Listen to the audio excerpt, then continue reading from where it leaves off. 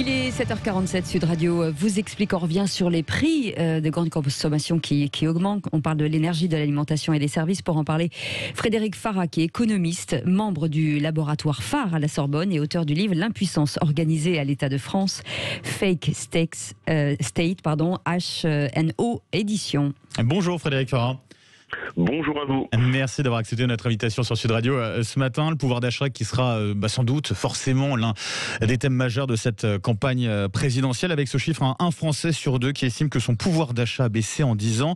C'est de l'ordre du ressenti ou ça se confirme réellement dans les chiffres économiques dont nous disposons ? Alors, il y a du ressenti, mais ça se confirme aussi parce qu'il faut regarder quelque chose qui avait déjà été observé il y a quelque temps, on en avait parlé par France Stratégie, c'est-à-dire l'augmentation de plus en plus importante pour les ménages en plus modestes qu'on appelle des dépenses préengagées.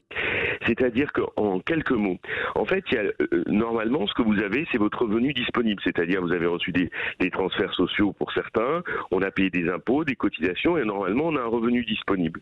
À ce revenu disponible, il faut retirer ce qu'on appelle les dépenses préengagées, c'est-à-dire les contrats d'assurance, votre loyer, Internet et autres. Ce genre de dépenses a véritablement augmenté depuis 2001, et particulièrement pour les ménages qui sont les plus modestes. Donc ce qui fait que ce qui nous reste comme réel revenu, qu'on doit appeler le revenu arbitrable, c'est-à-dire ce qu'il nous reste pour arbitrer dans nos dépenses, celui-là, surtout pour les catégories modestes ou populaires, a vraiment, s'est réduit du fait de l'augmentation des dépenses préengagées. Ça, c'est un premier point qui est essentiel à garder à l'esprit, parce que souvent, on oublie ces dépenses préengagées, on se dit « Ah tiens, il me reste là, j'ai payé mes impôts, mes cotisations, il va me rester X euros ». Mais non, il y a le loyer à payer, l'assurance, Internet, etc. Et ça, cette part a grandi. Donc ça, c'est un élément qu'il ne faut pas oublier. Et France Stratégie, récemment, a fait une note à ce sujet. Ça, c'est un premier point.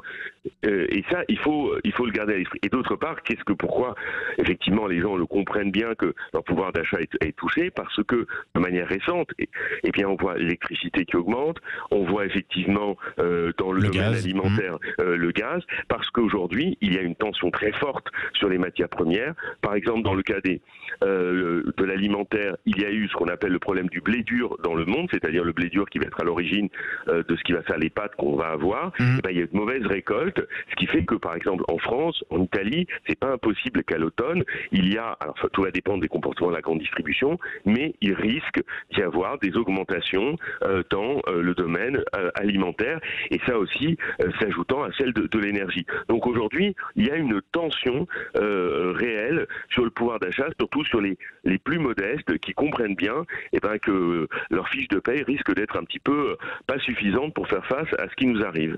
Le gouvernement a fait plusieurs annonces concernant l'amélioration de ce pouvoir d'achat. Chèque énergie de 100 € pour près de 6 millions de foyers, dispositif MaPrimeRénov' notamment prolongé, il y en a d'autres. C'est de nature, selon vous, à réellement changer la donne à ce niveau-là ? Ça peut ? Je pense que marginalement, je vais vous dire pourquoi. Évidemment, on ne va pas faire son difficile en disant évidemment tous ces dispositifs, il faut les accueillir favorablement, ça permet de rendre la chose moins pénible. Mais tous les gouvernements, depuis des années, ont envoyé un message qui, à mon avis, ne suffira pas. Le message, c'est quoi ? C'est d'où va venir l'augmentation du pouvoir d'achat, va venir uniquement de la réduction de la dépense publique et de quelques manipulations fiscales ou d'incitations fiscales. Par exemple, l'histoire de la taxe d'habitation, la prime énergie ou autre. Très bien. Mais il y a une donnée et une question qui est, à mon avis, trop mise sous la table et pas assez mise en avant, c'est la question fondamentale des salaires. Et autrefois, c'est-à-dire une autre fois qui s'éloigne de plus en plus de nous, c'est-à-dire dans les années 50 jusqu'au début des années 80, l'État organisait ce qu'on appelait des conférences de revenus. C'est-à-dire, il obligeait les partenaires sociaux à discuter selon les branches, les domaines, à des augmentations de salaire, mais vraiment pas simplement des incitations de l'État par différents dispositifs, mais selon la situation des branches, faire revaloriser les salaires. Et ça, c'est à mon avis l'élément essentiel. On en parle en tout cas dans cette campagne déjà là sur la question des salaires.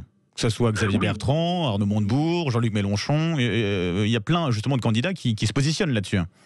Oui, alors j'estime qu'effectivement il était encore vraiment il était temps de le faire, Oui. parce que il a fallu attendre, vous voyez, la crise de la Covid-19 pour se rendre compte que nos aides-soignantes qui ont porté à bout de bras cette crise étaient sous-payées. Il a fallu se rendre compte que les travailleurs, aussi on les oublie dans la logistique, heureusement qu'ils étaient là, sinon nos magasins n'auraient jamais été remplis, eux aussi ils ont besoin d'un coup de main davantage. Donc en fait, le problème, c'est que la question des salaires est passée en arrière-plan parce que la seule obsession depuis des années, c'était de dire le coût du travail, que ce soit en termes de cotisation ou nos salaires, ça coûte trop cher, ça nous rend moins compétitifs. Donc aujourd'hui, il est temps de se rendre compte que la crise, elle est aussi celle de la demande, du pouvoir d'achat, et que ça soit pour les enseignants, que ça soit pour les salariés du secteur privé, que ça soit pour les aides-soignants, et la liste pourrait être longue, eh bien, on ne peut pas simplement dire tiens, un coup de pouce, il y a une urgence là-dessus. C'est évident. Merci beaucoup Frédéric Farah d'avoir été avec nous, économiste, membre du laboratoire phare à la Sorbonne, auteur du livre L'impuissance organisée de l'État en France, Fake States, aux éditions HNO. Merci à vous.